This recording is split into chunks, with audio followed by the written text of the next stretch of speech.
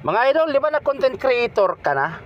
So kini-kining video ha idol, kung agi kini sa imo ang wall mga idol, palihog ko og kining like, share og comment no kay content creator na gud ta. Unyang inyong i-comment ra po diha sa akong video mga idol. Kana ra pong parte sa akong pagkaon-kaon. Ayo pag-comment anang giingon nila nga count me in, paris back, let's go kay kanang mga comment ngayon ana mga idol, spam comment man gina siya.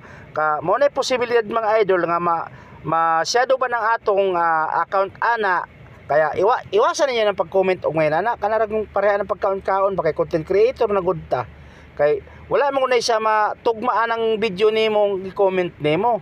So palihog lang niya ko comment mga idol no kay bahalag bati ni akong video mga idol.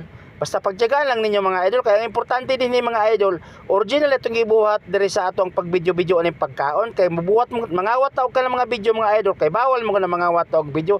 So magtiyaga kita aning bati kay nga video. So salamat daan mga idol.